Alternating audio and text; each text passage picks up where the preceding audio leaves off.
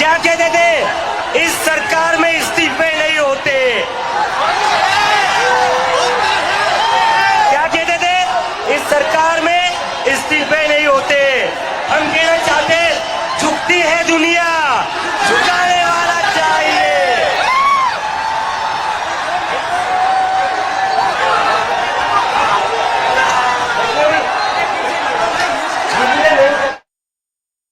तो प्रदर्शनकारी छात्रों की सभी मांगे मान ली है सरकार ने, और जो सबसे पहली मांग थी शिक्षा मंत्री का इस्तीफा, उसे लेकर के इस वक्त की सबसे बड़ी खबर है कि आखिरकार शिक्षा मंत्री धर्मेंद्र प्रधान ने अपना इस्तीफा दे दिया है। इसकी जानकारी उन्होंने खुद सोशल मीडिया पर आकर के साझा की है। सीजेपी का वो मंच जहां पर लगातार जंतर मंतर पर प्रदर्शन हो रहे हैं, और वहां से अभिजीत दिपके ने भी जो प्रदर्शनकारी छात्र छात्राएं हैं उनके बीच में इस बात का ऐलान किया गया, और वो तस्वीरें हम आपको सीधे दिखा रहे हैं। वो सीधी तस्वीरें हम आपको जंतर मंतर से दिखा रहे हैं जो आपकी टीवी स्क्रीन पर। हमारे सहयोगी रवि सिसोदिया हमारे साथ एक बार फिर से जुड़ रहे हैं, एक बार फिर से हम उनका रुख कर लेते हैं। रवि, अगर आप मुझे सुन पा रहे हैं, इस वक्त ये सबसे बड़ी खबर है, शिक्षा मंत्री धर्मेंद्र प्रधान का इस्तीफा हो गया है। बिल्कुल, देखिए साफ तौर पर ट्वीट किया उन्होंने, एक्स पे उस पर लिखा भी है कि मैं 10 दिनों से पिछले काफी दुखी था, व्यथित था, और अब मैंने अपना इस्तीफा प्रधानमंत्री को भेज दिया है। तो ये कह सकते हैं कि एक दबाव जरूर था, और जिस तरह से आप देख रहे थे संसद का सत्र नहीं चल पा रहा था, 5 दिनों से लगातार ये हंगामा हो रहा था, और बार बार मांग की जा रही थी कि पहले इस्तीफा हो, और जिन लोगों ने बच्चों पे जो छात्र बैठे उन पर पुलिस से कार्रवाई की, उन पे कार्रवाई हो, प्रधानमंत्री माफी मांगे, इस तरह की बात विपक्ष कर रहा था। जहां तक सीजेपी की बात करें, छात्रों की बात करें, वो बार बार उसी पे कह रहे थे कि किसी भी तरह से इस्तीफा होना चाहिए धर्मेंद्र प्रधान का। जो बातें कही जा रही थी कि जो उनके बीच सरकार के बीच मामला चल रहा था, उनके चर्चा जरूर हुई थी, लेकिन बातचीत नहीं बन पा रही थी। तो इसमें अगर आप देखें तो इसमें ये कहीं ना कहीं कह सकते हैं कि सरकार की तरफ से, हालांकि सूत्रों से ये कहा जा रहा था कि इस्तीफा नहीं होगा, कई कार्रवाई की जा रही है, एनटीओ को लेकर देखा गया, कई अधिकारियों पर गाज गिरी थी, प्रधानमंत्री की तरफ से भी अपील की गई थी कि वे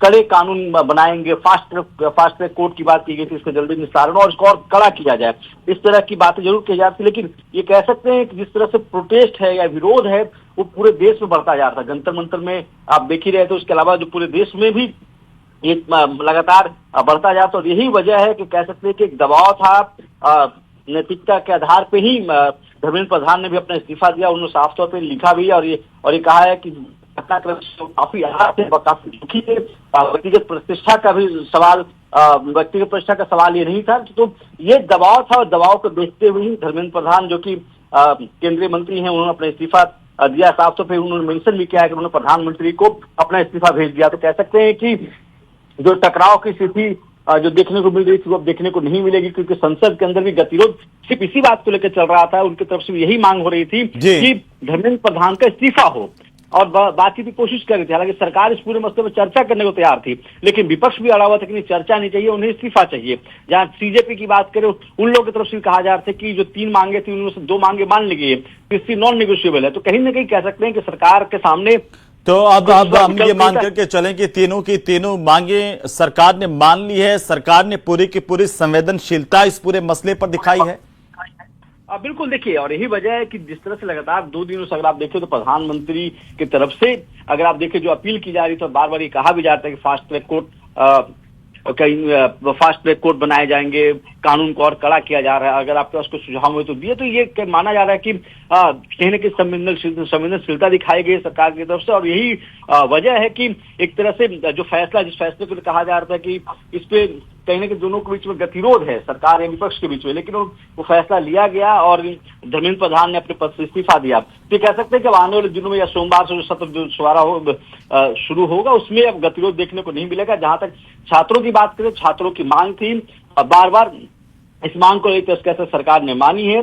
पहले जो उनकी 2 मांग थी उनको माना गया था, और तीसरी मांग को अगर आप देखें, इसी वजह से धर्मेंद्र प्रधान ने अपना इस्तीफा दिया। लेकिन रवि, अब आगे की प्रक्रिया क्या होगी, क्योंकि अपना इस्तीफा उन्होंने प्रधानमंत्री को सौंपा है, क्या अब प्रधानमंत्री ही वेरीफाई करेंगे उनका इस्तीफा मंजूर होगा नहीं होगा, इसी लेकर के भी कुछ चर्चाएं हैं? देखिए, अब चूंकि मामला प्रधानमंत्री का विशेषाधिकार होता है, इस्तीफा अगर कोई मंत्री देता है तो उन्हें स्वीकार करना नहीं करना है प्रधानमंत्री का विशेषाधिकार होता है। लेकिन अगर इस पूरे मामले को अगर आप देखें तो एक दबाव जरूर था, नैतिक दबाव था। इसीलिए 2 पन्नों का लेख एक तरह से कह सकते हैं कि धर्मेंद्र प्रधान ने राष्ट्र के नाम या फिर देशवासियों के नाम लिखा है और उसमें साफ तौर पर कहा है कि वो काफी दुखी थे पिछले दिनों से और वो इससे व्यक्तिगत प्रतिष्ठा का प्रश्न नहीं बनाना चाहते थे। तो ये कह सकते हैं कि दबाव जरूर रहा है। नैतिकता की भी बात करें तो नैतिकता के आधार पर उन्होंने इस्तीफा दिया। दूसरी तरफ अगर आप देखें तो संसद में भी ये मामला लगातार उठ रहा था, लगातार तमाम विपक्षी जो दल थे वो इस मामले को लेकर एकजुट दिख रहे थे। अमूमन इस्तीफा अगर आप देखें तो बहुत कम ही ऐसे मौके दिखे होंगे जब किसी के इस्तीफे हुए, लेकिन इस मामले को अगर आप देखें तो दबाव काफी था। छात्रों का दबाव एक तरफ से था, विपक्ष भी इस मामले में दबाव बना रही थी, लेकिन सरकार ने संवेदनशीलता दिखाते हुए जो छात्रों की मांग थी उन मांगों को माना गया है। जी रवि, अब सीधे तौर पर देखिए 3 मांगे सीजेपी लीडर्स की तरफ से कल रखी थी और इसमें पहली मांग यही थी कि धर्मेंद्र प्रधान का इस्तीफा हो और उन्होंने कहा कि इस पर किसी तरह का कोई ये नॉन नेगोशिएबल है।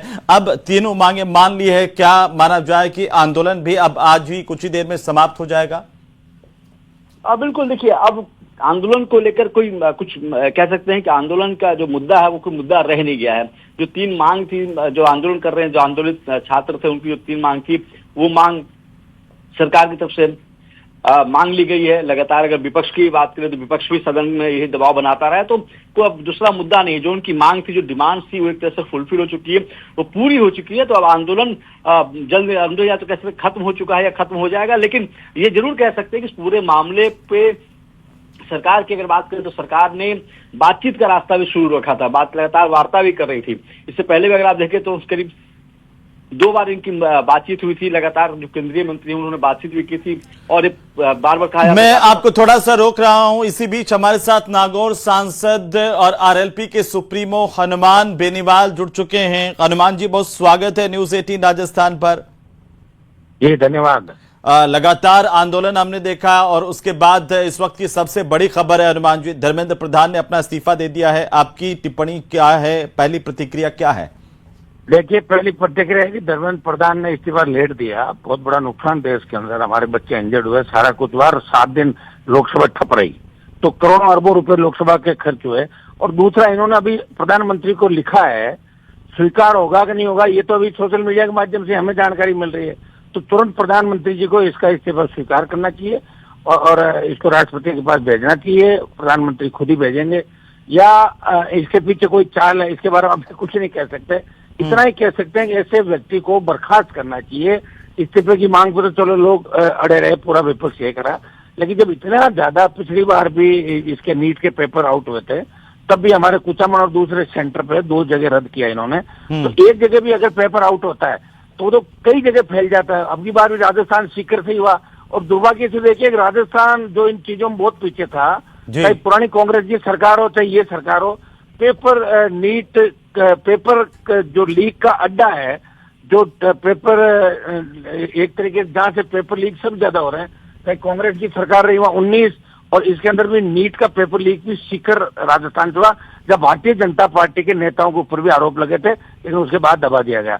बहुत लेट जगह, लेकिन जब जगह सवेरा, प्रधानमंत्री जी को तुरंत इस्तीफा स्वीकार करना चाहिए और बच्चों की जो भी मांग है, छात्रों की, उन सब मांगों पर सकारात्मक विचार करने की। यही छात्र थे जिन्होंने मोदी जी को पुरानी व्यवस्था को खत्म करके 3 बार देश की सत्ता में बिठाया। इसलिए इन बच्चों से किसी तरह का भेदभाव नहीं, हमारे बच्चों की परीक्षा प्रणाली में सुधार हो।